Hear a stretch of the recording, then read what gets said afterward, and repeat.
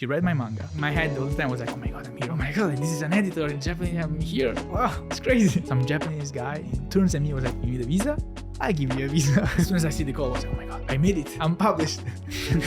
That's how stupid I am. I said, it'd be funny if you went on Terrace House and they start passing my manga. I was like, oh, this guy draws manga too? Interesting. I go back again. He was like, can you go tomorrow? Hello, and thank you for tuning in. If you're enjoying the show, subscribing is the best way to support us. It helps us grow and bring you new stories from life in Japan. Alright, let's jump in.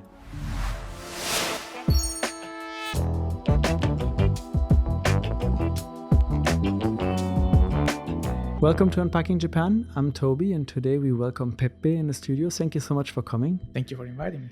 You're a mangaka, known for your published works, Mingo and recently Endo, two very interesting, intriguing and different stories that you have written and published here in Japanese first, now also available in Italian, at least for Mingo, I believe. You've also participated in a very famous TV show here, Terrace House, and you've got quite an interesting journey. So let's dive into it and kind of go back to the beginning. You're from Italy. Yeah, I'm from Italy. What brought you to Japan? What brought me to Japan? The dream of becoming a manga artist, essentially. I kind of discovered manga lately in my teenage years. So it wasn't like a dream that I had since I was a child. But of course, I knew Japan. I loved anime. I was very into it ever since I was a kid. But manga specifically, I discovered like when I was like 16 years old. And I remember that day, really, like, it's like the day that changed my life, of course.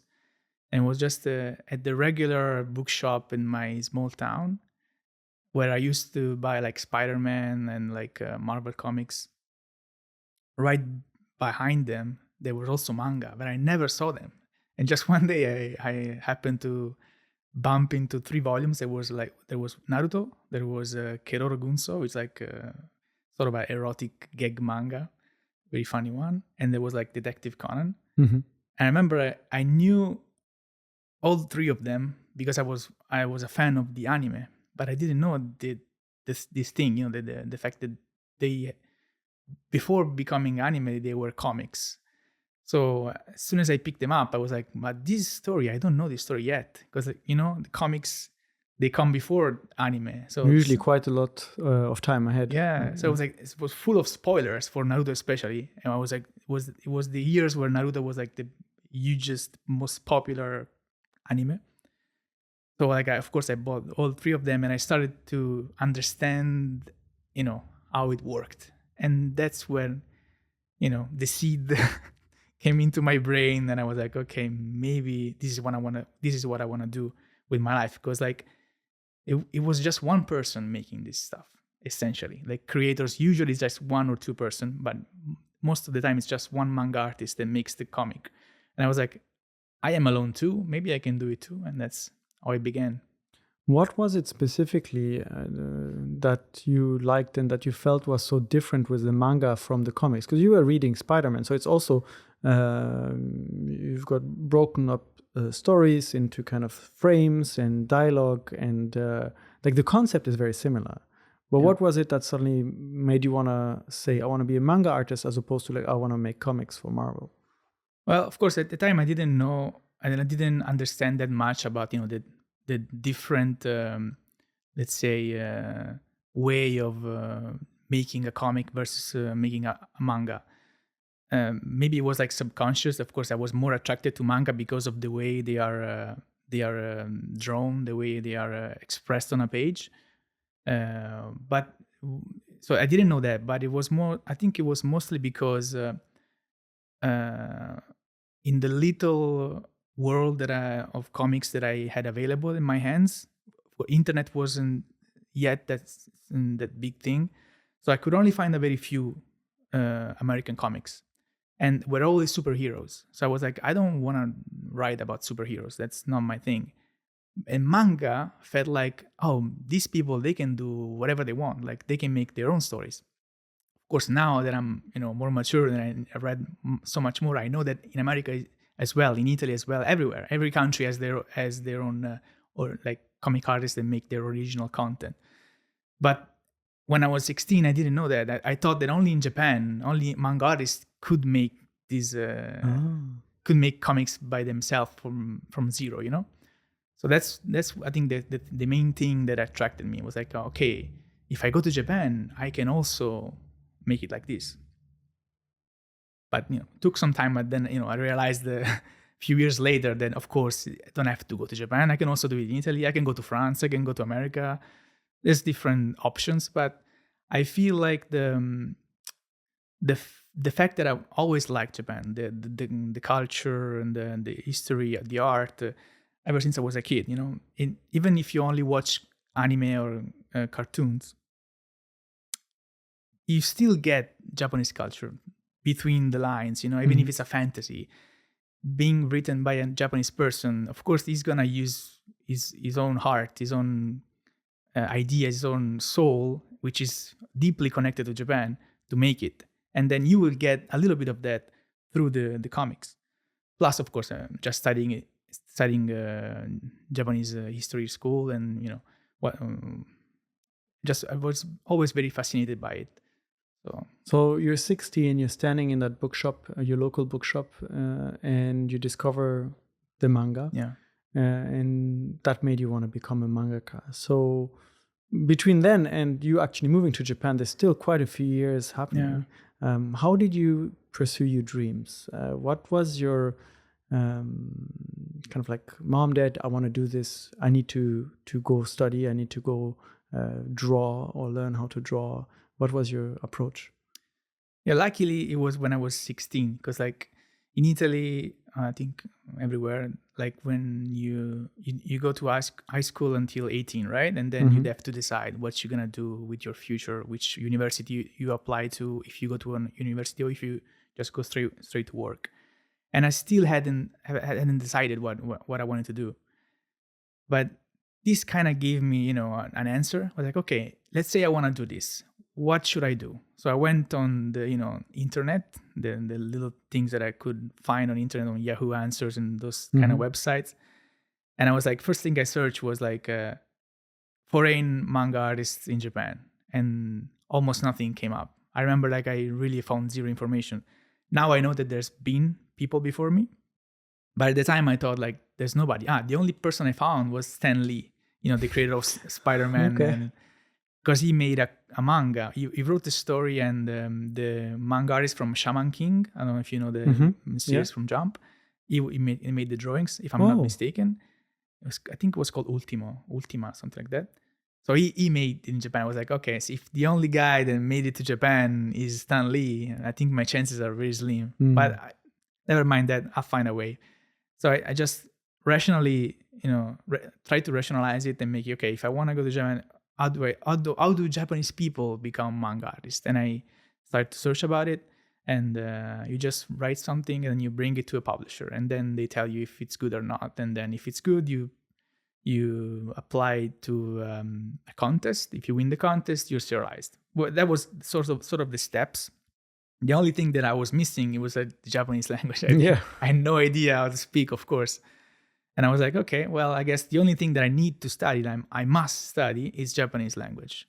I have to go to university, and I'm just gonna decide to go to study Japanese. That's what I did. I went to Venice because it was like one of the best ones in Italy to learn Japanese, and I think it was a great choice because it's. I was also like kind of thinking about, let's just go straight to Japan and go to a language school, because that was also a thing that I could have done at 18. Thing is, like, thankfully I didn't do it because, first of all, it's very hard, to come here without knowledge, without experience. I was from a small town. I was from Abruzzo. It's like a small region in the center of Italy. Would have been too much. Plus, like, the fact that you study in university Japanese means that you don't study just the language. You of course have lessons for Japanese language with Japanese teacher, which is great. They also speak Italian, which is like very, very more easy to do, to access for somebody. So they can really explain the grammar, really explain the structure and how to use the vocabulary. Made it so much easier. But they also had like lessons for philosophy, history, art, literature, everything about Japan. And that I think is a thing that really kind of made it more easy for me to move here. Because like when I finally came, language wise, of course I wasn't ready yet. Because like you have 3 years. I did only 3 years. And if you're great at school, if you have a super skill for learning languages, maybe it's enough for you. I wasn't that good of a student, but I feel like I was way more formed as a student, as a person. Like I knew so much more about Japan other than just the language. And the language, once you get here, you'll get good naturally just by living here. So I think that was a great choice to go to university. And up until that point, you hadn't been to Japan yet. Never, no. And also, like during university, there's many people that come and go for vacation or just to study on the field a little bit. Just they go for a month or something.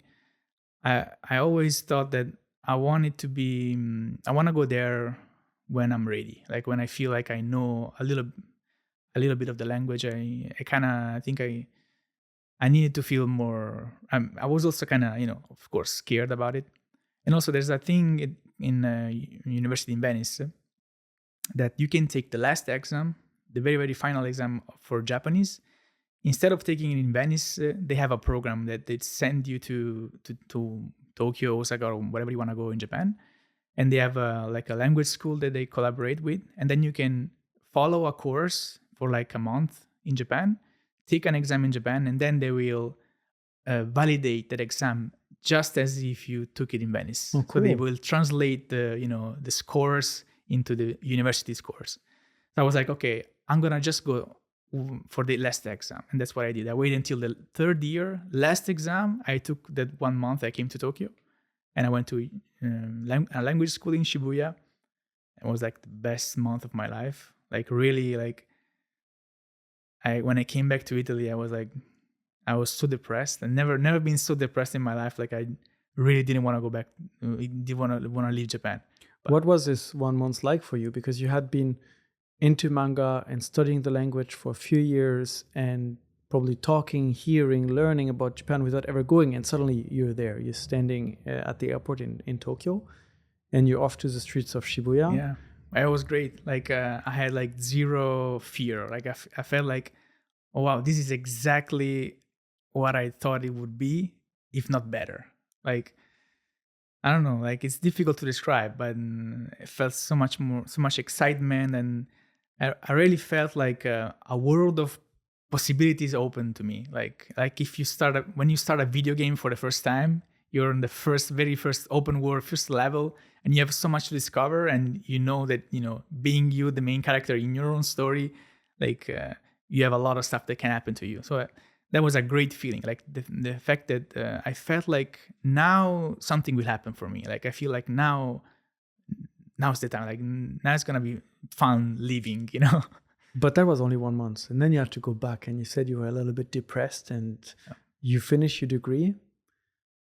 You're not yet a mangaka, No. But had you been writing and doing some illustrations and some stories up until that point by yourself? Yeah. I've been drawing and writing all the time. Like ever since I found those comics when I was 16, because I had zero skills. I didn't know how to make a comic. I was just copying pages from, let's say, Naruto. I would open a page, one that I like, for example, and I just try to make an exact copy on a different page.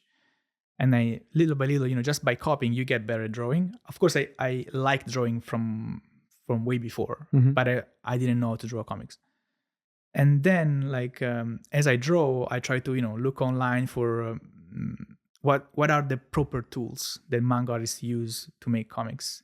And there was a website I remember in Italy, the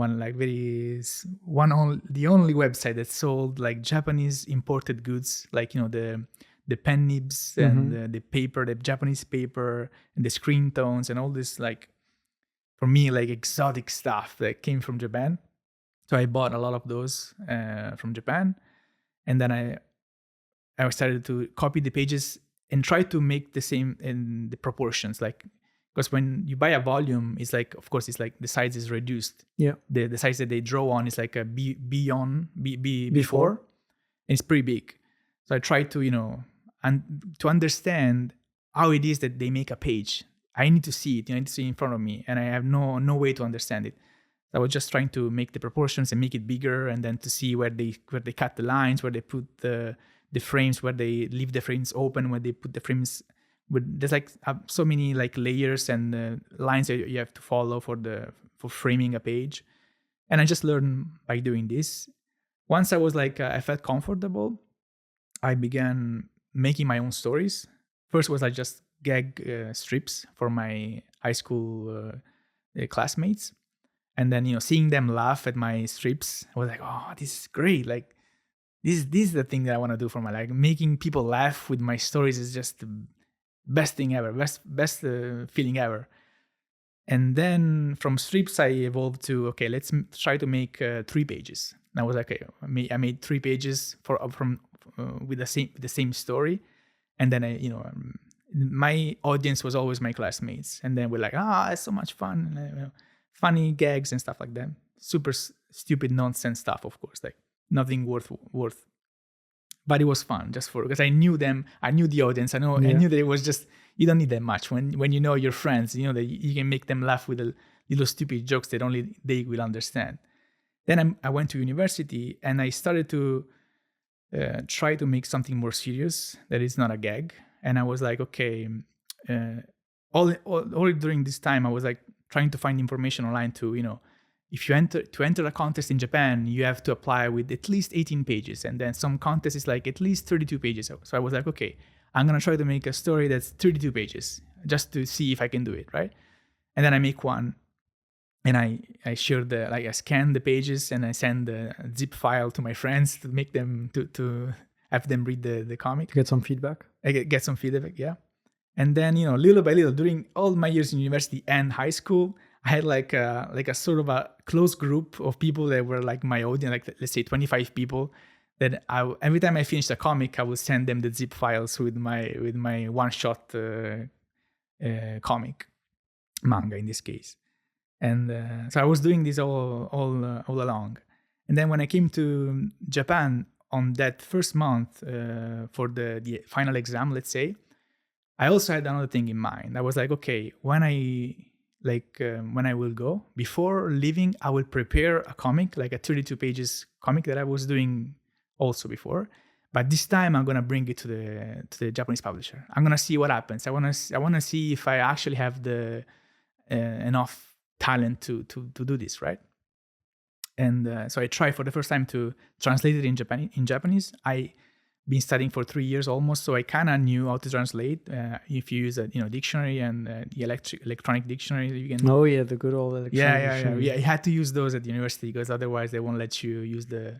Of course, the book one is like, now it's ancient history, but I use triangulating my dictionaries to make my own thoughts into Japanese. And then I made it. I made these 32 pages and I brought it with me during that month. And in my head was like, okay, I'm going to wait until the last week. And then I will call the publisher to bring my comic. Because in my mind, it was like, okay, I need a week to assess. And then I need another week to get good at speaking. Because I had zero experience in speaking with Japanese people other than the teachers. Mm-hmm. So, okay, I'm going to take a couple of weeks just to get used to the thing and then find the courage and then I make this call because you have to call. So you can't just send an email or you have to make a phone call and be like, hey, I'm this mangaka. I want to submit this to this contest. Yeah, well, for what I knew, it was like when you buy Jump or any magazine, you go to around the middle of the magazine and there's the page for newcomers. Oh. Then there's all the instructions, if you want to apply to this contest, every month they have a contest, call this number or whatever. So I found the magazine that I wanted to apply to, and I think it was was weekly Big Comic Spirits. and I chose that one because at that time I was like getting very very into Matsumoto Taiyo. So I thought that his art style is very European looking. So since my drawing style is kind of weird, it's not really manga like. Like I kind of don't like big eyes like the classical manga face. I don't draw in that style. So I was kind of my fear was that if I went to, I don't know, Young Jump or this sort of other magazine that have more of a let's say a sort of a the classic shonen kind of series. Yeah, they have like they want this kind of manga. They want this kind of drawings. This kind of style guide. This kind of style. Yeah. Spirits is more felt more free, especially since they published Taiyo, which is his drawing style is super unique. So for those that don't know his work, what are some of the biggest publications he did? Biggest probably Ping Pong or like Tekkon Kinkrito, if I'm not mistaken. He made like crazy, masterpieces. I think Ping Pong was like my favorite. And if you look at the page of Ping Pong, it's like the lines are all squiggly, and then he doesn't use the traditional tools. He only uses like a pen, like a simple pencil, like a simple marker. It's very very weird. So I was like, okay, maybe this magazine will be more open-minded with a foreigner bringing the comic. That was my idea. So yeah, wait a couple of weeks, and then I finally find the courage to call them. And I remember that was this scare that I've been my entire life until that point. Because like, first of all, I think you too, right? Whenever you make a phone call to anybody in any language, you kind of get... Yeah, I don't like phone calls very much either. I know what you're talking about. You get stressed, right? Even calling for a pizza, you're like, oh, Mom, can you make the call for me, right?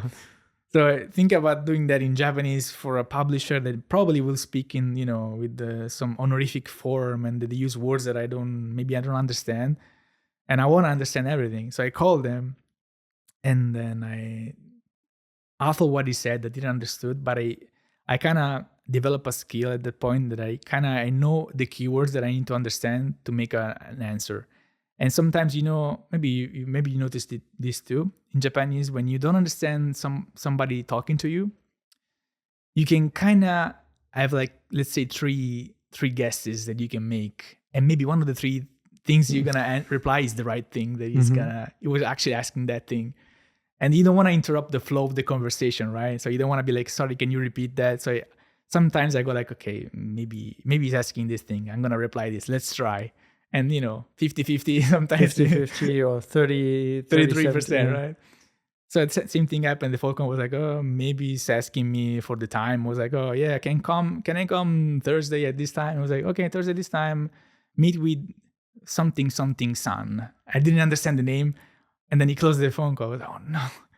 Well, I mean, you remember, I'm the only foreigner going there with my name. It's gonna be fine, right? And finally, the day arrives for me to go to this publisher, to the Shogakukan is the name of the publisher. Huge building. It's like in Jinbosho, the biggest central ward in Tokyo. Which I think was just elected one of the coolest neighborhoods in the world. Yeah, I heard about that. So it's gaining even popularity even more. Yeah. I go there, and because I remember, I knew that in Japanese culture you cannot be late. Like if you are, like if you're supposed to arrive at a time, you're supposed to actually arrive at like 15 minutes before, or at least 10 minutes before. So I was like, okay, I'm gonna go there 1 hour before, and because I have nothing to do, I'm just a student, right? I'm gonna go 1 hour before. I'm gonna chill in the neighborhood, and then I'm gonna wait like 20 minutes beforehand, and then I'll enter the building, just in case. So I go there. I remember because on Google Maps, of course, but I didn't have a SIM card at the time, and I was only using the Wi-Fi of like Family Mart, 7-Eleven. So trying to navigate. Wait, if I mistake the road, I go to a Family Mart, connect to the free one, wait from one convenience to the next until you get to the final destination. And then I kind of understood, okay, maybe I'm close to the building on Google Maps, but I don't want to wait in the building. It's kind of weird. So I'll wait somewhere else. I wait somewhere else. I wait for the time to go. 20 minutes beforehand, I decided, okay, let's go. I go, I arrive at the exact spot that the Google Maps was saying me, and there was like construction happening. Like imagine like, I don't know, 200 meters, those huge skyscraper when they make the construction works, that disappears, right? It was like complete, there was nothing there. It was like, wait, it's supposed to be a building here where I have to have the meeting. So I was like, sweating. I was like, oh my God. And then time was going, right? I was like 20 minutes 20 minutes, 15 minutes, 10 minutes, 5. I was like, where do I go? I don't even have internet. I don't even know the number to call. Even if I wouldn't call, I don't have the phone to call. So I just give up. I was like, okay, well, this is not happening. And I just go back home. And I remember I had a friend that it was a manga artist, a Japanese manga artist that I met through Twitter. We were just pen friends. And I tell him, this happened. I was supposed to have a meeting, and I went there, but there was nothing. Why? Why is like this? It was like, let me check. And he opens the website because of course they have a website, but I'm just stupid. I don't know how to search in Japanese in the Shogakukan website. He was like, oh, they renewing the building, and they moved the office in another address. It is written on the website, but of course it's not on the main page. It's like very, very like down on the left, and you had to find this information. And it was like, on my side, it was like, it's not your fault. Like they should have told you on the phone. They probably told me on the phone, but I just didn't understood. I was like, yeah, they should have told you on the phone, and they should make this information more clear on the website. Oh no, how do I do now? Try to call again, and then you make a new appointment. But this time, go to this address. So this time I make the call again. And then, for another day, they don't even remember when. For them, it was not a big deal. Because they have many people coming and going every day. So you were just one of many mangaka and just didn't show up. Okay, well, fine. Exactly. It's not a big deal. For me, of course, I thought like, oh my God, they're never going to accept me again. I'm out of the business now. And then like, I make the phone call again. And this time, again, I don't understand the name. But luckily, I was staying in with a host family during that month. Luckily, like they called again for something. Maybe I forgot to tell them my number or something.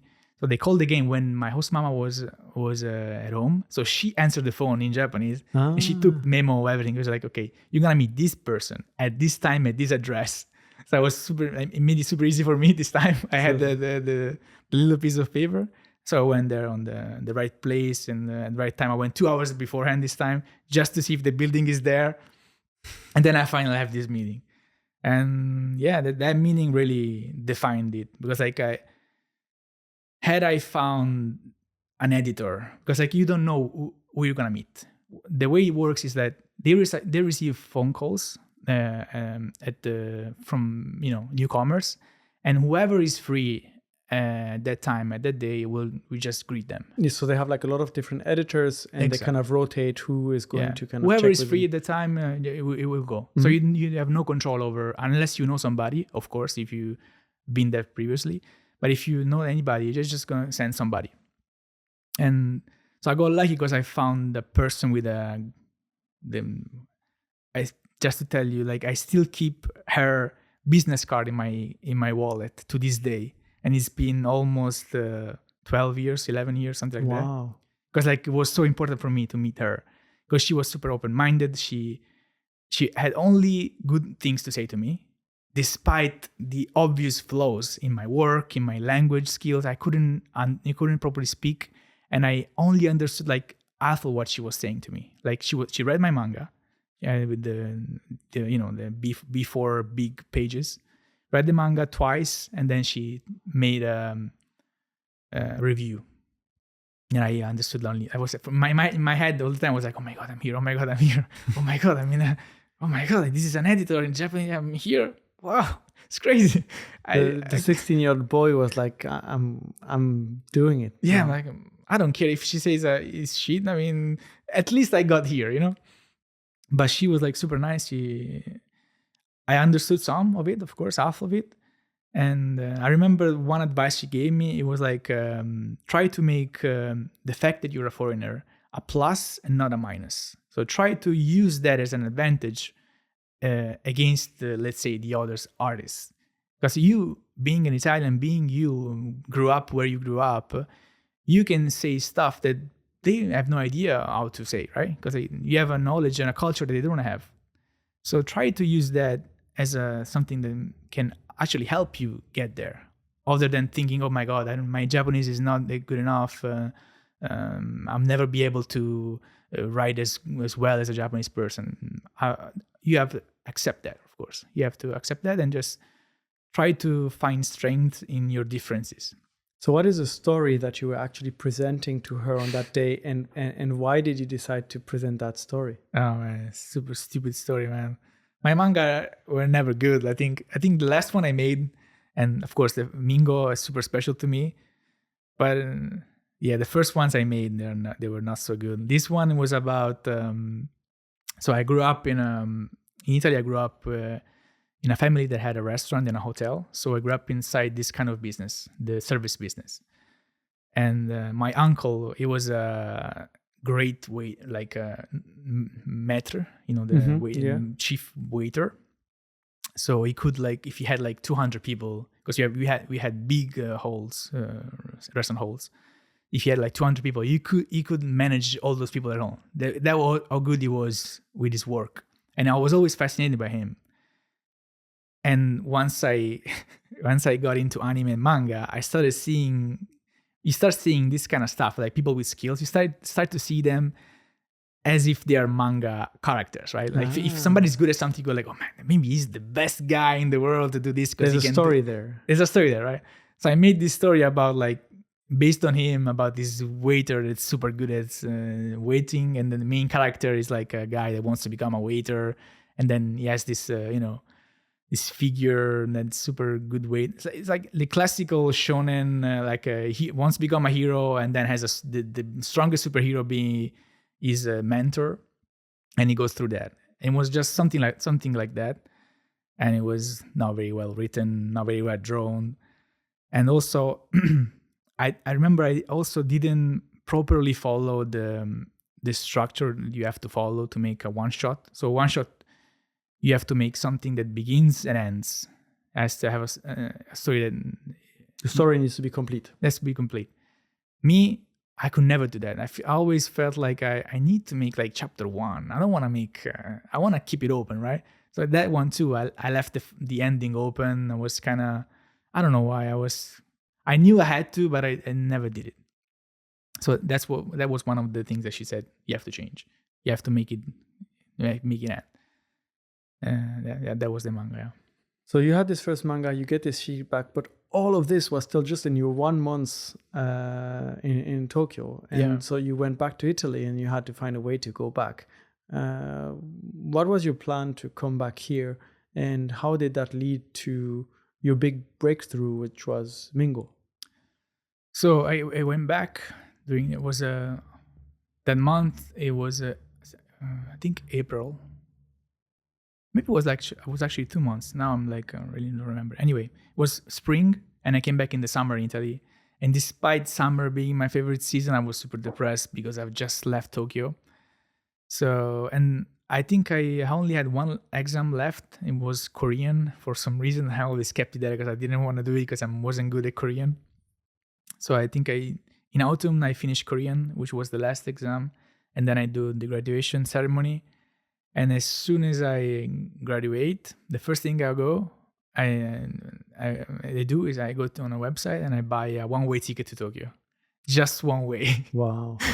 I bought that, and then I start to search for language schools, because having been there for, I think it was 1 or 2 months, and I'm questioning my memory. Anyway. Having seen how it works with language schools, you just need to pay, and then it will give you a visa. Super simple. So I was like, okay, let's find the cheapest language school so I can apply for a student visa. I go there as a student. I'll find a part-time job, and I'll try to make another manga in the meantime to bring there, and hopefully that will work, That was my mindset, just that. And that's what I do. I find a school, I apply to the school, I get the student visa. And on January 2015, I one-way ticket to Tokyo, and I'm in Tokyo. That's it. And you've been there since, basically. Been there since, yeah. Never left. So you had a plan, working part-time, studying, and use all your free time to come up with more stories. And I imagine you tried many, many more. What led to Mingo? When did the idea for Mingo kind of come to your mind, and you started working on that manga? Mingo is like 3 years in the making. Like 2015, the first year, it was just finding a way to stay here, because I realized just with the part-time job, of course, you cannot survive here. It's not you cannot do enough hours to make a good living, because you have to pay the school too. I didn't want to be a burden on my parents, so I was trying to pay all by myself, except for the initial school fee, which of course my parents paid for me. But then as I said, once I go to Japan, I don't want to ask for any more money. So as soon as I arrived, the first month I found a part-time job in a restaurant. I was just working there, and I started to ask, around for a working visa. Any job would have be fine for me, and the restaurant wouldn't give me. It was like, we don't give working visas. But at the same time, I also started working as a model. This is also linked to that month in Japan, because during that month, I remember one day I was with a friend working in Shinjuku, and some guy approached us and he was like, "Do you guys want a model?" And I was like, my friend was like, "Nah, this guy is kind of sketchy." And I was like, I remembered once in university, there was a guy that came to talk about Japan. And one of the things he said at Venice University, he said, if it ever happens to you to be around Japan and somebody asks you to model, do it, because it's real. It's not a scam.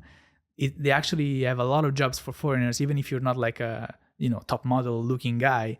You can work in for a commercial or whatever, and they'll probably pay you and everything. I was like, so I flashed back that, and then mom was like, no, let's do it. I think it's not a scam.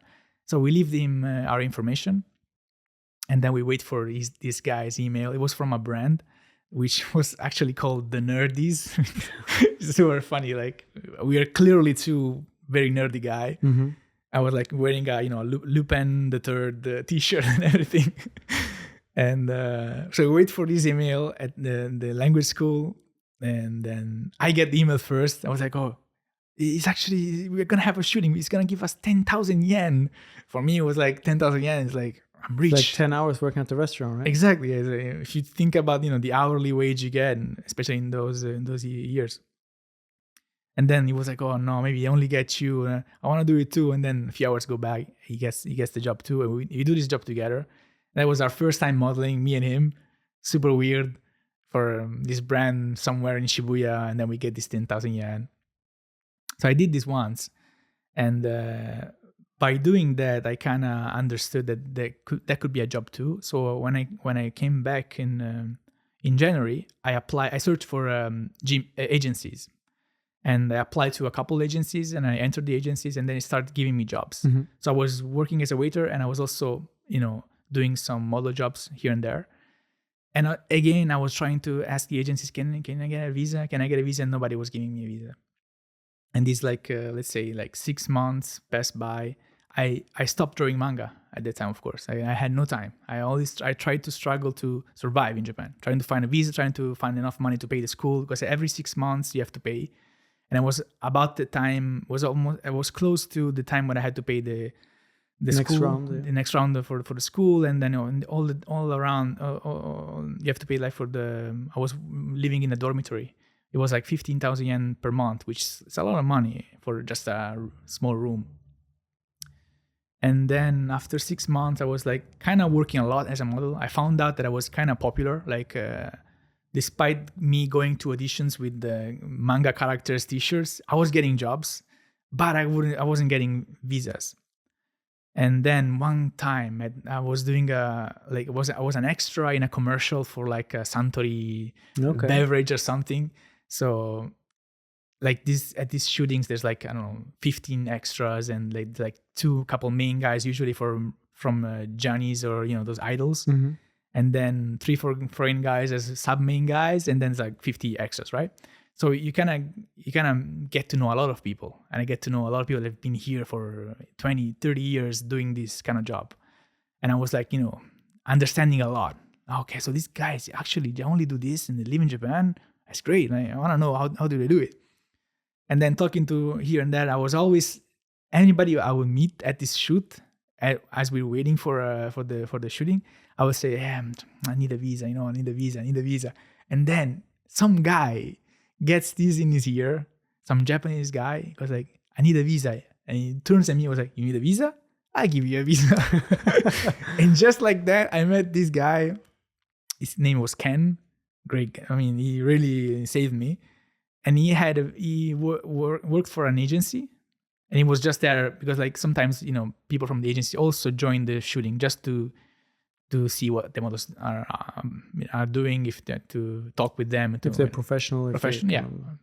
So he was just hanging around there. And he just caught my voice. And then he was like, yeah, I'll give you, he saw me and he was like, I'll give you a visa. Maybe he can work for me. Like he can give me jobs. He can make money out of me. Maybe that's what he thought. And for me, it was like, visa, sure, let's do it. And then he just like that, we applied for a visa and I got visa and I got to stay in Japan. That's how that happened. So that's how it happened. That's how you got to stay, and you finally had an income. And so after this 6 months drought of not doing any manga illustrations and writing, you finally get back some of your time and you can start working on it again. Exactly. That's what I thought. I was like, okay, this life is great. Like I got a visa to model. I'm making enough money to be independent finally. I didn't have to ask from my parents money. I didn't have to pay the school anymore. So I could use those money otherwise somewhere else.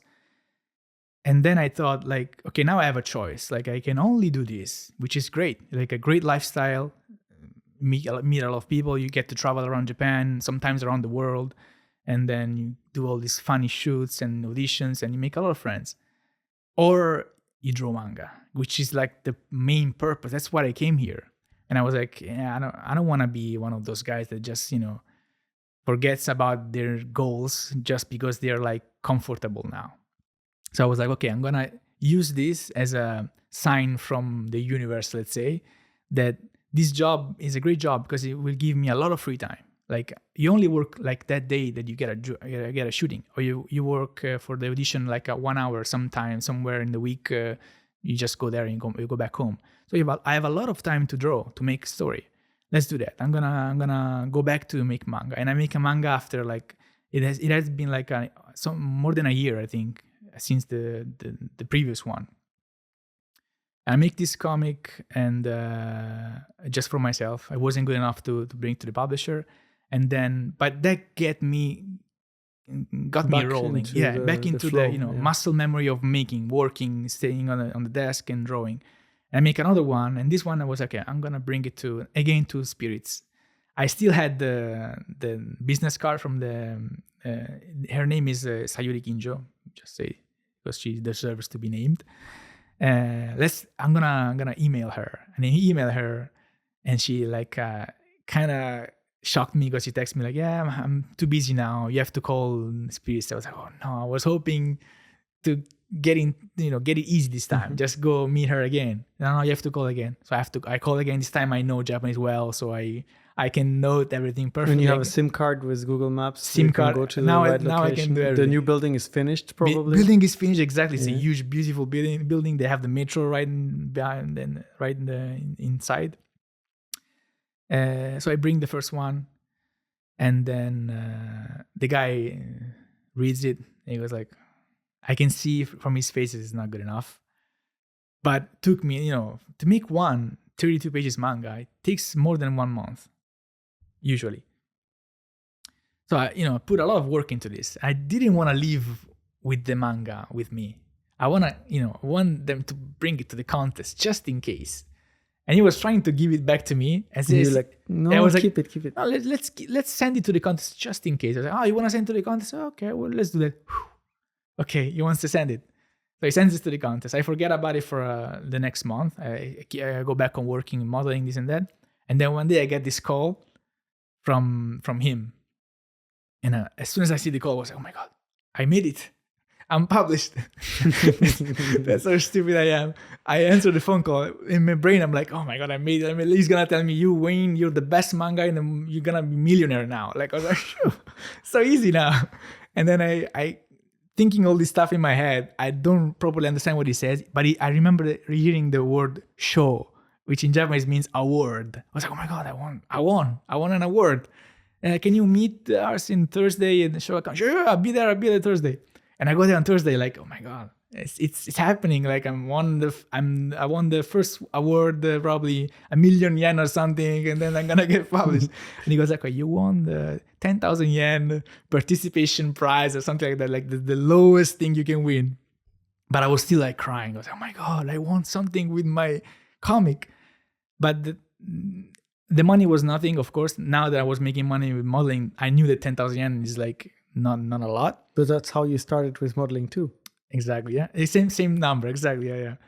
And then, but the thing is, when you win an award, even if it's the smallest one, or if they notice you, they will get attached to you. So I got an editor with me to work on the next one. So this time, the next one I'm gonna write, I'm gonna first talk with him, talk it through, decide the topic, decide what I want to make it about, and if it can have potential to become a series or not, and then I'll draw it. Which up until now I wasn't doing. I was just thinking something I liked and was making it.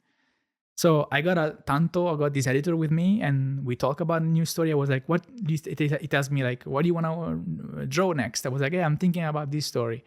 And I was like, oh, yeah, you can do that. And let me know once you have a draft. Show me to me. I was like, oh, great. Now I don't have to write the whole thing with ink and screen tones and backgrounds and everything. I can just sketch it and show it to him. So it only takes me a week. I do that. I sketch it for a week. I go back to him. He corrects the draft with me. And then once we are satisfied, I properly draw it. And then we send it to the contest. That's how we win a contest. Like you have to work with somebody to make it good enough to win, to compete with somebody else. Very rare, I imagine, that someone just does it fully by themselves and they submit something and they win. Probably happened. I don't know, but yeah. But very rare, yeah. I think almost everybody has to work with somebody. Because like usually Japanese people that start drawing manga, they are very young. They're like 17, 16, 18. The only literature that they know is probably just reading other comics. So usually they're sort of like copy pasting different parts from the comics that they like unconsciously and making it into a new comic, which can show a lot of skill, but also from the point of view of somebody that works in a company that knows all the manga that are published every week, every month, every year, they know that this cannot sell for X and Y and Z reasons. Because there's what you think you get into manga and you have an idea for a story and you kind of, oh, this would be great and people would read this and win 1 million yen. But then there's a reality of like there's thousands of people that are submitting really good stories. Yeah. And the editors, the publishing companies, they have a better understanding of like, okay, well, the story is good, the drawing is good, but like the part that sells the story is missing, and they can kind of guide you through this. Exactly. Yeah. There's so many things you have to. I mean, I'm still like learning now. And I only made 2, which is like seems like a lot because it took me like 10 years since I've been here. I only made 2 comics, which for me is a lot. But it's when you see them from outside, it's like only 2 comics. I only made like in total, it's only 9 volumes. There's people that made like, I don't know, hundreds and hundreds of volumes. So yeah, it takes a lot. So 3 years in the making for Mingo, which is the first one that is serialized. So you go back and forth, you work with your editor, you submit to more contests, and then eventually you come up with that story. What was so important for you about writing Mingo, which I believe is about an Italian person living in Japan, kind of dealing and breaking down some of the stereotypes that perhaps you have experienced personally while being here as a student or as a model and working, chasing your dreams of becoming a mangaka? Yeah, exactly that. Like I went back and forth. I won like every step of the way. I won like a smaller, slightly bigger award, and then I won like a very good award, and that was for Mingo. And the way we decided to make Mingo was like I changed the editors like a couple times until I found the perfect person for me, which his name is Mameno Fumitoshi. And so again, talking about what are you gonna draw next? I was like, what if I draw about myself, but not really about myself? Like I kind of, because like he was very interested in me as a person. Like he thought that my story of coming here to Japan and doing this manga, it was super interesting. The fact that I was working in the model industry, the way it happened and everything, the contrast from, my personality and the world of modeling, which you think about people that are totally not into the otaku culture and nerdy stuff, right? So he was very into this kind of contrast, and he made me notice that too. I was like, you're actually right. There could be something there. So I begin, and also like up until that point, before Mingo, every story that I made was sort of like very, very serious, sort of like drama, like love stories that don't go well, this kind of stuff. Wasn't stuff you laugh with. And with Mingo, I thought, okay, let's go back to the roots. The first manga that I used to make were gag strips for my classmates. Let's try to make people laugh again. I thought, like, let's try to make something that's comedy too. And that's how I thought about Mingo. I was like, let's try to talk about the stereotypes that Japanese people have of Italians and show them there's people like me that are not really like those stereotypes. Like, I wasn't very good with like picking up girls, and I wasn't the kind of guy that everybody in Japan thinks, especially in the modeling business. You see a lot of this type of person, and every time you meet somebody else and then you say that you're Italian, you always get those, few stereotyped messages. And then once they know me, they go like, "Oh, are you really Italian? You're really Italian? Like, you're like a freaking nerd, You're like more Japanese than Italian." Sometimes they used to tell me, right? So I was like using this, making these characters very similar to me, but of course exaggerating a lot of stuff and trying to make it into a fictionalized love comedy series. And that was Mingo. And that was the first one that became serialized. Yeah. So not just a one shot like you were doing before, but actually something where you have to kind of keep up with production. When was the day when you kind of got the call and they said, "Hey, we want to publish multiple books of Mingo"? It was like we worked on Mingo for almost 1 year, I think, with my editor. From the first day until I got this message, it was an email. It was a year. And I don't remember how many times I rewrote it, because like at first it was the one shot that won the prize. Once I win the prize, he tells me that the chief editor is interested in the possibility of adapting it into a series, but it's not confirmed yet. So you can start working on transforming this one shot into 3 chapters. So our job for 1 year was to make Mingo into 3 chapters. So I made the first 3 chapters for a whole year, writing and rewriting and sometimes changing completely the dynamics of the characters and changing what they do. Like at the beginning, Mingo was also like somebody was trying to make comics, just like me. And then we decided to scrap that, for example. So it changed a lot in 1 year.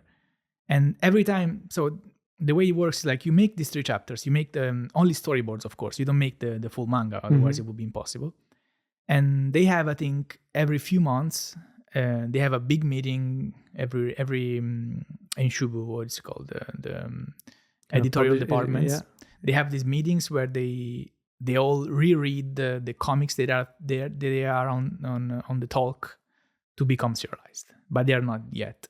So I think for a whole year they read and reread Mingo, the first 3 chapters, and they talked about it. They talked about this is good now, not so good now. Maybe needs to be changed a little bit. Needs to get better.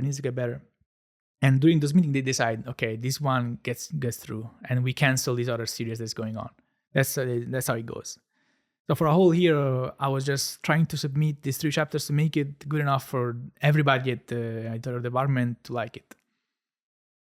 And then finally, one time I remember it was like maybe I rewrote it like 50 or 60 times, and I got so good at correcting stuff that I got so fast that later my editor told me that's one of the things that of me that he thought that was like that made him think that I will make it. the fact that when he told me, you send me a message, chapter 1 you change this and this and this, chapter 2 you change this and this, and chapter 3 you change this part, and in like a couple days I would send him the corrected manuscript, storyboard.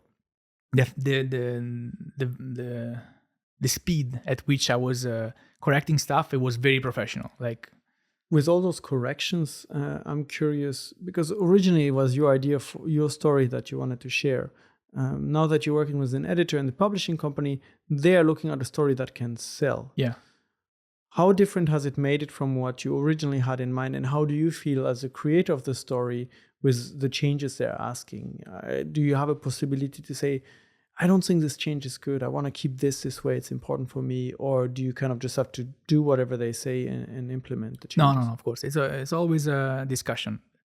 That's the great thing. Also, you have to have the humility to understand that.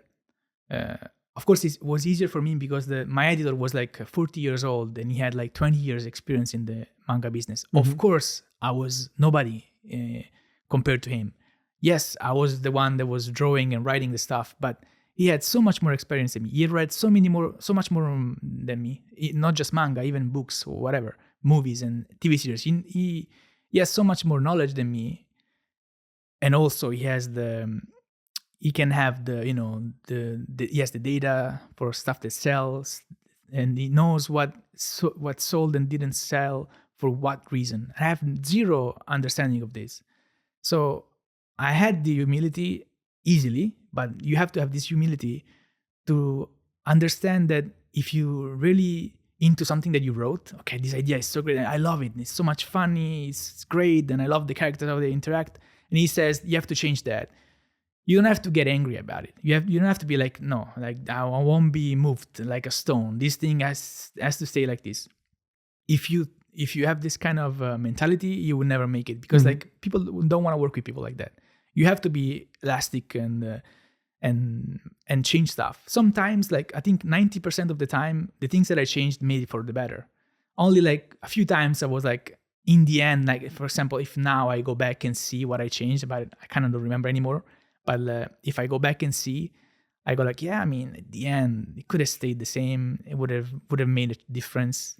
But the was so many more times the fact that changing stuff would make it better, that you just have to trust the process. They've been doing this for years for reasons.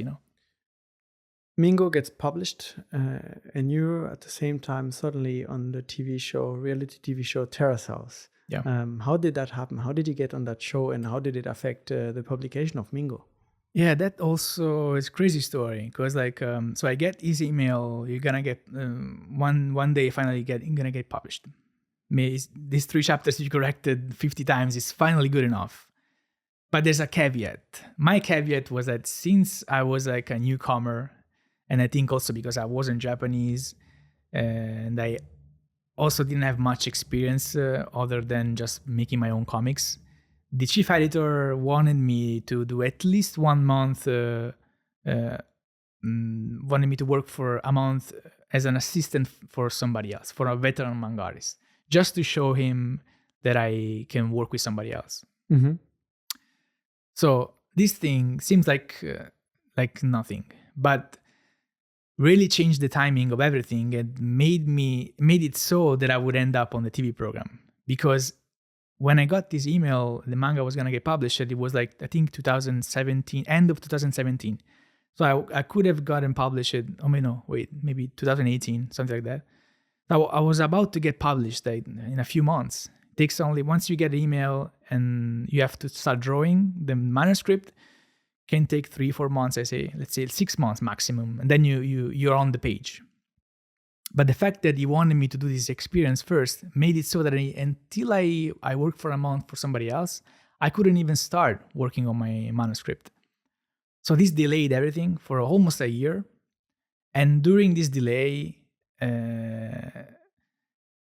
like I was at a meeting, I think, with my editor, and he's a guy that really has thousands of connections, because he's been in the business for a long time, and he's super open-minded. He's a great guy. I think he's like one of the best editors I've ever met.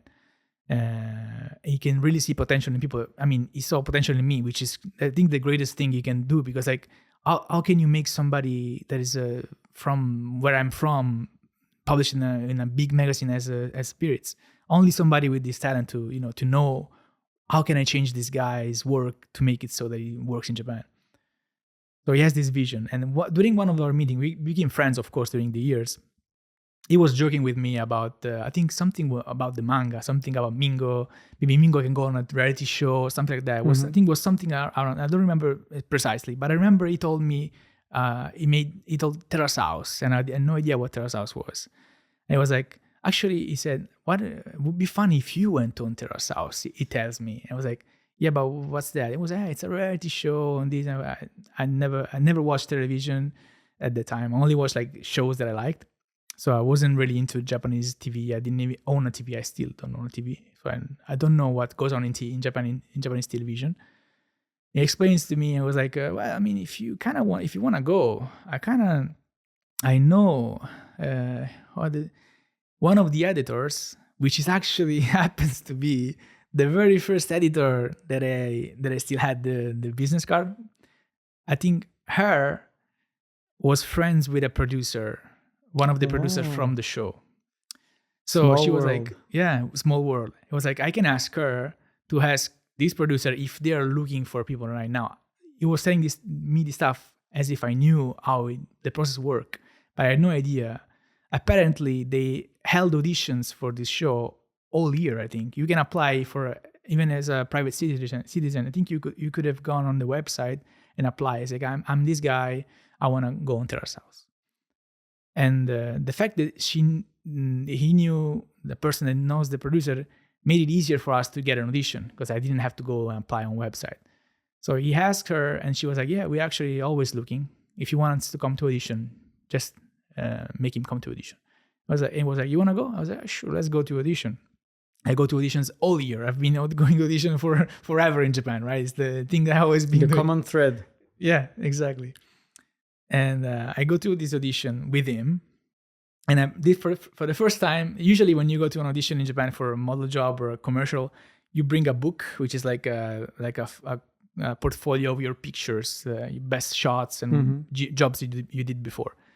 So I usually have that with me. At this time, I also had my first 3 chapters of Mingo, which wasn't published yet. Of course, it was just it was decided it was gonna get published.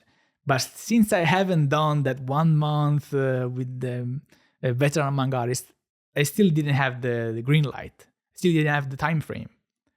So first, I went to a weird audition with a book with my pictures, like a handsome guy with the shirt and necktie. The Lupin shirt as well. This time no, but I had the hat with the pasta written on it. And then my manga, like my passion, my life, everything. I've put myself a whole year of corrections to make these 3 chapters. And so we go to this audition, and there's like 20 people from, I think, Netflix, and people that work on the TV show. I think don't remember who was there. I sit in the center. I was like, yeah, nice to meet you. I talk with them, and then it was me and my editor, and then they pass around my book, my model book. So I see everybody getting a look at my book. I'm like, okay, this guy, okay, he's handsome, okay. And then they start passing my manga. I was like, oh, this guy draws manga too? Interesting. And I can see, as they see both the things, they go like, oh. I can see them. There's a story there. There's a character. A story here. And then the audition ends. I think that, of course, we chat a little bit.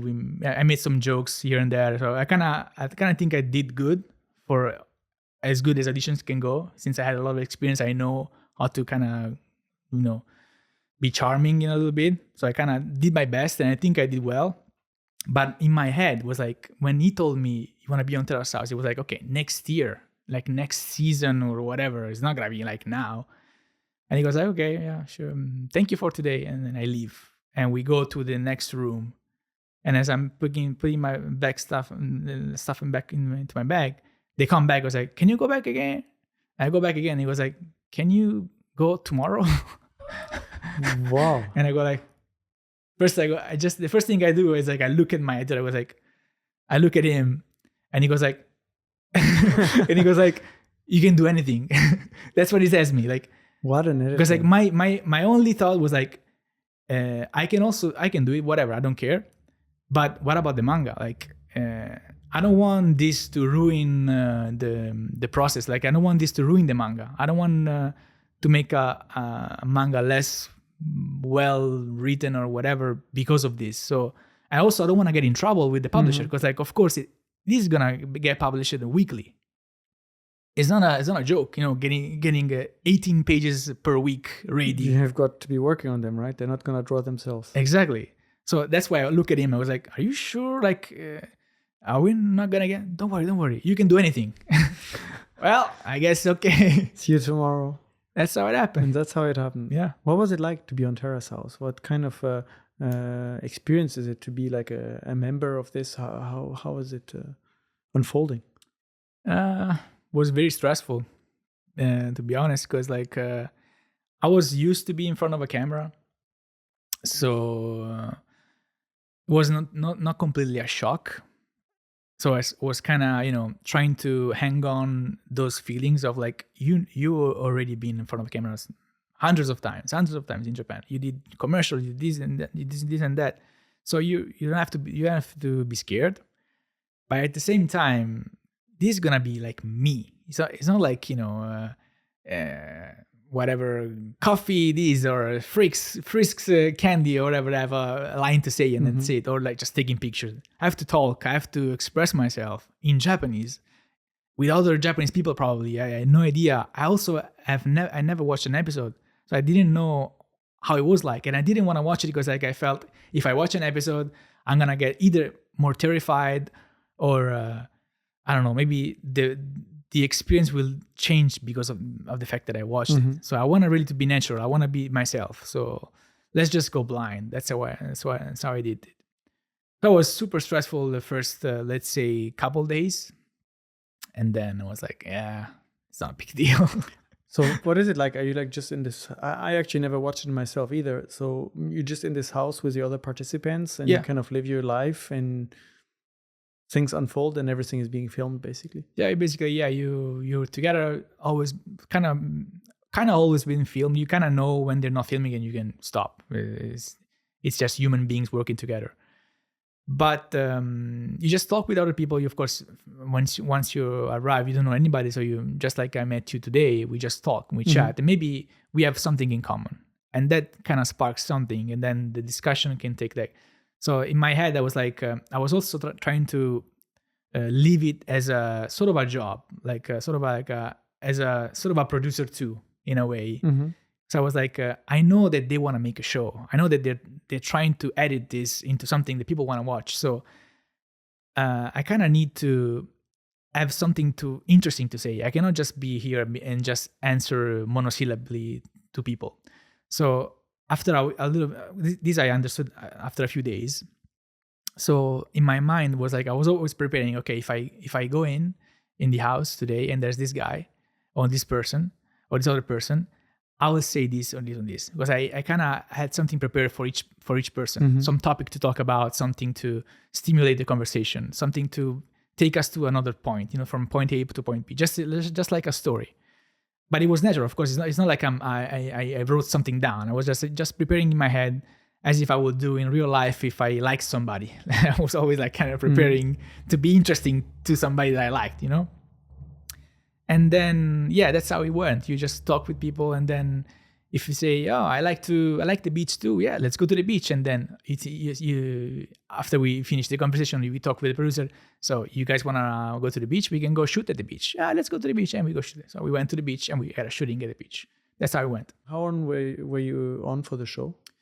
So right at the audition, we kind of made an agreement with them. I was like, okay, I will do the show, of course, but I will leave as soon as the manga starts, because I will never be able to do both, because it's impossible. Nobody can do that. So I was like, I'll be there during the months ahead of the publication, which is, I think, interesting enough for you guys, because you can shoot somebody that's about to become a manga artist. And of course, I'd be happy to be on the show and get visibility. But once I get the manga started, I want to focus on that. I don't want to ruin my manga, my experience, just to be on television. Mm-hmm. So we had a disagreement, and that's how it went for me. I think I stayed there for a month or 2 months, something like that. And then in October, Mingo got published, and we had the final shooting of us, of me looking at the magazine and everybody reading the first chapter, and then that was it. I was out, and I was already super busy, but from then on, it was a crazy schedule. How was it like then? You leave the show, you kind of had this very intense experience on TV, and suddenly serialization of Mingo starts, and you have to publish every single week. Did you know what you were in for? No, I was very there was a point actually when I thought I couldn't do it, which was actually I think around the 6th chapter or something like that, because I remember. So basically, when you make a manga series, like I told you, I knew almost a year before. Let's say I didn't have this thing that I had to do the assistant job. Mm-hmm. I would have at least had 6 months in preparation to make the 3 chapters into full pages, and also prepare chapter 4, 5, 6 story ahead of time. So the fact that I was on the show affected this, because I didn't have enough time to prepare. I didn't have enough time to make enough chapters to have a stock. That's what we call it. Solid turnaround time where you basically have the episodes ready for the next months, and you work on the ones for the months after. But you were like day to day, week to week. So I got to the point where I was like, okay, I have to make something from zero for next week, and I the world crashed on me. I was like, I have nothing. The stress and the pressure to make something from zero, and you have let's say 3 days to write the story, and the next 3 days and a half maximum to draw it, and then give it to them, and then they will publish it next week. It's crazy. You only have 3, and then in those 3 days, you have to make something that the editor likes, because if he says it's not good enough, you have to change it. So you only have 3 days to write and rewrite. And I think the pressure was too much, and I couldn't write it. I made a story. It was so bad. I was like, oh my God, I cannot do it anymore. I really would. That moment was, and then he had to change the schedule because I would never made it in time. So I had to have I had a break for a couple weeks just to catch up on that because of the show, because it was too much. I was overwhelmed. But then after I proved myself that I could actually write something interesting, that I got stuck there, but I overcame that chapter. He told me, okay, this chapter is good, draw it, and then I drew it. And then the next one went smoothly. But that one, at the switch from going to the show and not going to the show anymore, and not having anything stock anymore, that really was scary, really, really scary. Mingo was a success, so you published it, people read it, people loved it, and that led you to kind of continue your work as a mangaka. I want to talk about your latest publication, that's Endo. Endo is a very different story than Mingo, and it's actually a story based on a real person called Fosco Maraini, who was an Italian researcher, photographer that came to Japan and was in Japan during World War II. It's a very specific, unique, niche topic. Can you tell me a little bit about why you decided to make a manga about him? Yeah, so the way it happened is kind of a series of circumstances, let's say, because I don't want to talk too much about it, but made it so that I found these books. Because I didn't know about him, which is kind of a thing that I'm super ashamed of, because he's one of the most, if not the most important person between Italy and Japan. Wow. He's one of the greatest scholars for Japanese cultures in Italy. And I also went to university to study Japanese, and I had teachers that learned Japanese literature with him at Firenze University. Really? My teachers were his scholars. So I'm kind of ashamed at the fact that, oh my God, I didn't know about him. It's crazy. All these years and I didn't know him. But despite the shame of not being more educated, it was a sort of like a meeting that didn't happen in real life, but a meeting that changed really the my life in a way. Because like never happened to me before to read something written by somebody and to agree to everything he says. And even if he say, even when he talks about stuff that I don't know, of course, and many things that he knows that I have no idea about, and whenever he makes a thought about something about Japanese culture, Italian culture, and I didn't think about it beforehand, I felt like yeah, that's what I would think too. Like if I had this idea in my mind, that's how I would express it with these words. Like I felt this crazy connection with him. Like I felt like I want to be like him. This is it. Like this finally found somebody that I can call like a mentor, a sensei, sort of a hero to. Like for me, he's the person. Like I feel like I'm an illegitimate disciple of him.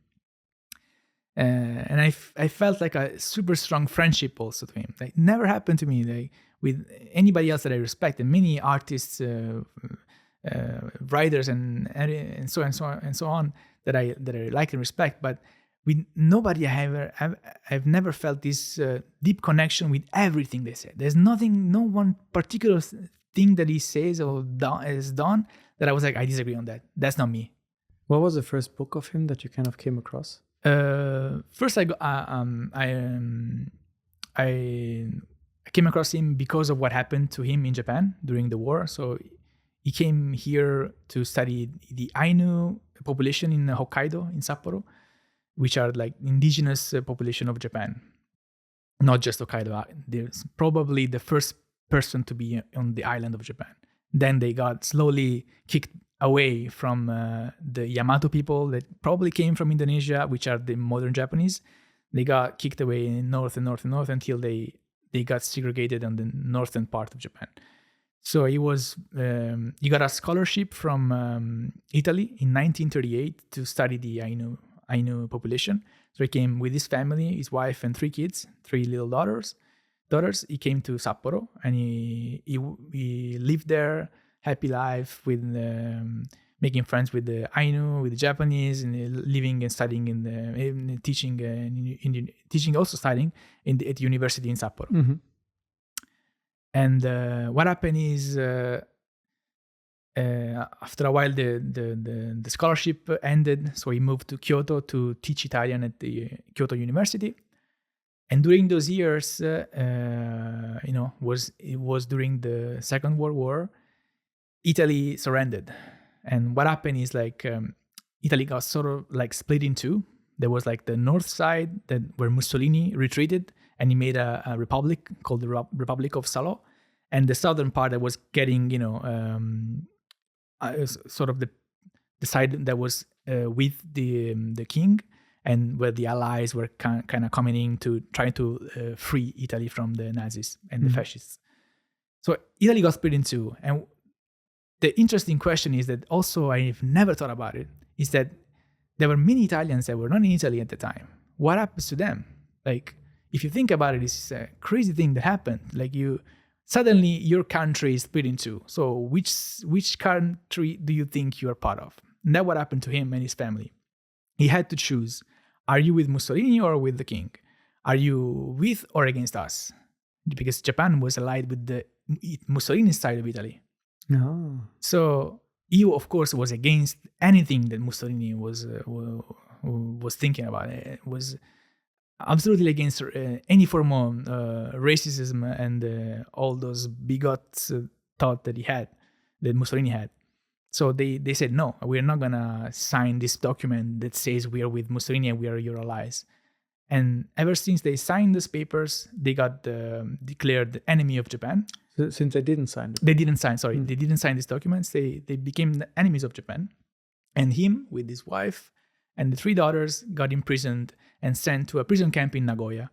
So from Kyoto, he goes to Nagoya. And that's where he basically passed the next 2.5 years until the end of the war, in crazy conditions, like barely surviving because they didn't have enough food. And he also is in the first pages of the manga, so I can say he cuts his own cuts his own pinky finger just to show the guards that were working at this prison camp, like that he was not a normal person. Like he knew like them deeply enough to demand respect from the Japanese guards, because he's not just he was not just a random prisoner that doesn't speak Japanese, doesn't know anything, and can just be taken advantage of. He made this crazy act of cutting his own pinky finger just to show them that with his own self mutilation, his own self making how do you say it, hurting yourself, demands the superior, because you're inferior. It demands the superior to acknowledge you, to acknowledge your suffering, and acknowledge what you're going through. Otherwise, they would have never show them respect. So there's all this literature about the fact that he lived in this prison camp and he cut his own middle finger. That's the little finger, pinky finger. That's how I knew about him. And once I knew his story, I started to dig, and then I found his books, and he wrote probably the greatest masterpiece on anything that's Japanese. So this book is called Ore Giapponesi. I think in English it's Meeting with Japan. And it's sort of a book where he goes through everything that's Japan. He goes through philosophy, religion, history of art, the history of Japan, and then at the end of the book, there's all the recalling of his time in Japan, from the happy times till the prison, the years when he was in prison camp. And that story moved you, and you were like, if I didn't know about it, there's probably more people that don't know about it, and I want to kind of give it a modern approach, maybe bring more attention to his works, his books. And so you decided to write a story. But writing a story about someone else's story, I guess, is not so easy. You can't just decide to make his biography as a manga. I imagine you must get some permission, some rights, and might also be a maybe challenging story to pitch to your editors, right? If you kind of go to them, hey, there's this Italian guy, I want to make a manga about him. What do you think? Yeah, exactly. So the first thing, it was like, more overwhelmed by this meeting. I really want more people to know him, because, like, of course, if you're a educated person, if you're a person that reads a lot, you're gonna know about him. Either you're Japanese or Italian or whatever, you probably will find something that he's done that connects to you, because he was also a important Tibetologist. Like, he studies on Tibet, he travels to Tibet, amazing documents. It's an amazing book on Tibet. It's called Secret Tibet, which is such a great book, and I would suggest to anybody to read it. Anyway, it was so much. I was like, am I even able to approach this? And then I thought to myself, I was like, for my next manga, like, what I really want is, like, I want to get better. I want to get better at drawing. I want to get better at writing. I want to get better at everything that's making a manga. And how do I do that? The only way I think that I can get better is if I write something that's very, very difficult to do.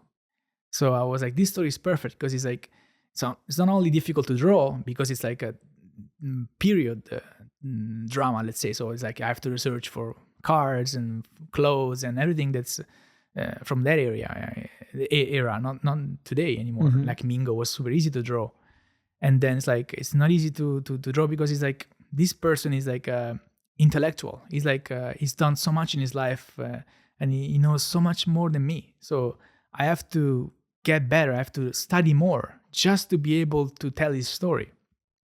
And also, as you said, I have to get the rights to use his name, because his family is an influential family in Italy. It's not just a common man.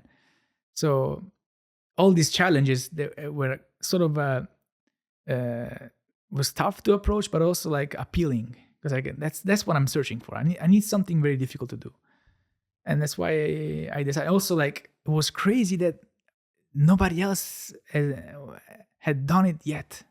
There was nothing else.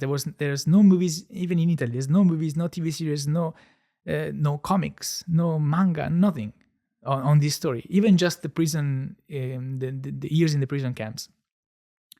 There was only a documentary made by Fosco's niece, Muja Maraini, which is a beautiful documentary. But that's the only non-book media where you can search this story up. Mm-hmm. So I was like, this is a chance also. Like, I can do it now and be the other thing that you can read about the story that's not a book. If you don't want to read a book, you can maybe start with the manga, and then if you're really interested into the story, into him, you can then buy his books and everything. So his story became Endo. Why did you pick that name for the manga? Endo is like it's sort of for anybody that will read the manga, don't worry about it. There's gonna be a perfect explanation at the end of the comic. But to say it simply is like sort of a philosophical keyword that Fosco used to use to describe the world. It's like endocosmo and esocosmo. Endocosmo is like, cosmo is like universe, endo is like inside, inner, and esocosmo is like outside universe. So there's like these two opposites. It's like the inside world and the outside world. Mm-hmm. And that's the way you used to describe the reality. You used to say that there's the eso, which is like outside, is the stuff that everybody at the same time sort of like can feel, let's say.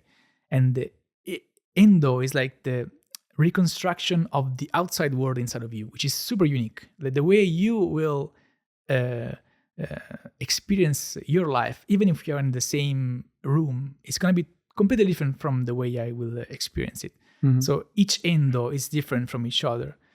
And I really like the way he used these keywords to describe the world, and I decided to use it as a title. The other reason is that I'm not very good at giving titles to comics, so I ended up with this one, but I'm not super sure it's the perfect one. This was another manga published in Japanese here.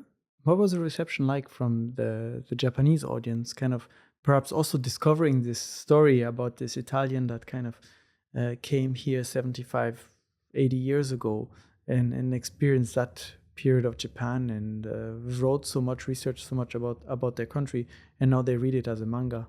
Did you get some interactions with your readers and kind of conversations about this?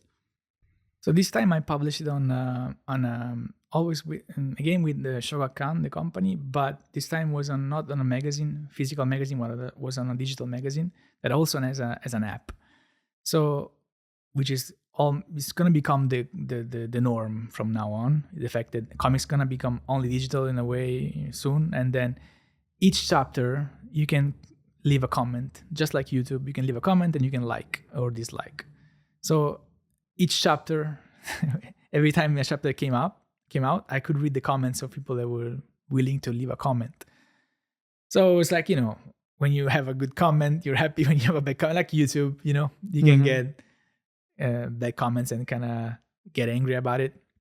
So of course, despite the very few right-wingers that of course are always going to be there, they're going to be they don't want to hear about anything that Japan has done badly ever, especially during World War II. There's a lot of, was very surprised. There was a lot of people that really enjoyed it, and they were kind of thankful the fact that I brought it to life and brought it to their attention, and they didn't know about the many people that actually they lived in the same area where the prison camp used to be, because now there's nothing there anymore. It's just a residential area. Because of course Japan, they never preserve anything.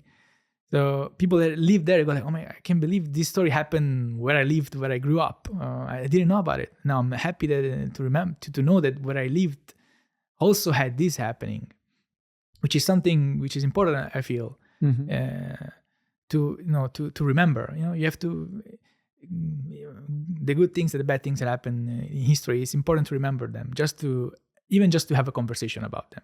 You don't have to agree or disagree. You can just talk about it. A lot of people were happy to discover it, and I was also happy to get messages from Ainus from Sapporo that, of course, knew Fosco and knew Fosco's teacher there, which is a great Scottish doctor named Monroe, which is in Sapporo used to be like the one of the most beloved foreigners ever in history of Hokkaido. And so I was able to go there to meet them, and then also because it's also part of the manga. It's in the 4th volume. There's 3 chapters about his time in Sapporo when he first arrived, and he was studying the Ainus and learning their differences in their history and their struggles. Because there's a lot of struggles that, again, in Japan they don't really talk about, and they don't really preserve the memory, which I felt it was important to leave. Did you get to present it to his family? His family, of course, yeah. I met Posco died in 2004, and Topazia, which is his wife, also she was more than 100 years old, but also is not with us anymore. But there's still 2 of the 3 daughters are still alive and in Italy. So I met both of them, and of course it was amazing to, after all the research I did, because like I am making a manga about somebody else. It's an honor, of course, but it's also it's like reliving their life again on page. A lot of responsibility. And also like I felt like I had a connection with them that I didn't deserve, because like if it wasn't for this manga, we would have no connection at all. Like I am nobody to them. Like it's their families. But now I feel like this sort of connection that it's sort of I feel like still undeserved, because like I just decided to make a comic. It's not like you picked me out of anybody. But at the same time, whenever I get these sort of thoughts of like not deserving stuff, or like not being, I always think about, again, this happens many times in my life now. I go back to Fosco's words, because he's like, for me, he's like the end to every doubt in my life. I can always find an answer in one of his books. And he says this, like, which is like, for me, it's like the greatest thing that summarizes my job too.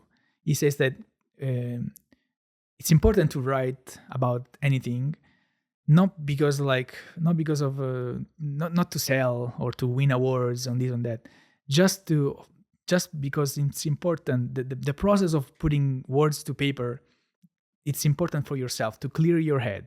Just this process, it's worth enough to make a page. But then, once you make something that people will reach, people that maybe are far away from you, you can be thankful and hope that somebody will one day read it and then think of you as a friend. Just these words for me was like, then maybe he can think of me as a friend too. Like we're never gonna meet because he's not here anymore, but I can think of him as a friend thanks to the fact that he told these words. So he thought about his work in this way. So at the same time, I think that too for my manga. Like I'll probably never meet a lot of people that will read my manga, but I want them to think that they can be my friends if they enjoy this manga, and then they find a connection with me. So in this sense, the fact that my connection with them is undeserved is not really true, because like I feel like I sort of deserved a little bit, because like I feel a connection as a friend. So Where does that leave you today? You, the 16-year-old Peppe down in Abruzzo, dreaming of becoming a mangaka. You chase your dream in Japan. You don't give up. You publish Mingo. Now you want to challenge yourself, and you work on Endo for a few years. It's now out. People can read it, find it on Amazon or the apps. What's next? What are your upcoming projects, the stories you want to put to paper?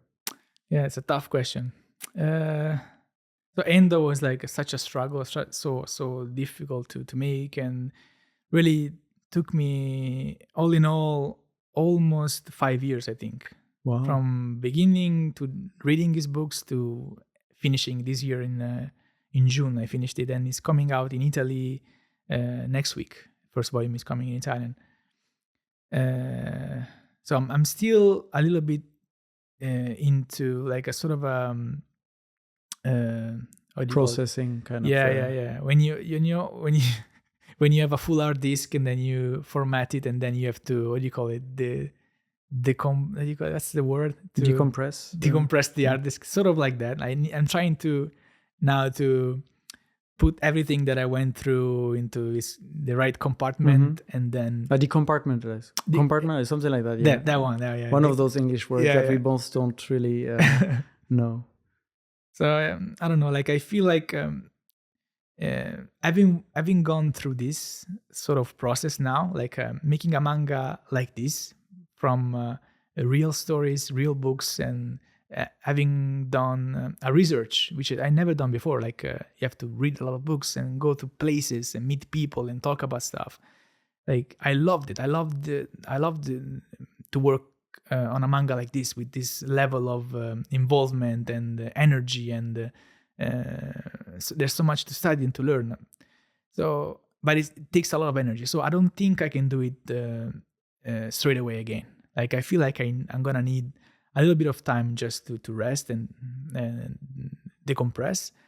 So I feel like maybe if I'm gonna make a new manga straight away, it's gonna be something about myself, just sort of as a sort of a therapeutic process, but not as serious. Like it's gonna be like maybe one volume. That's like on my mind right now, but I'm not so sure. Peppe, thank you very much for coming and sharing your story, your super crazy journey, which could be a manga in itself, like your editor said. And I think there's so many more stories we could have talked about, but we went through a lot. Is there one thing in particular that you would have still like to share today that I didn't ask about, or that we didn't really touch upon?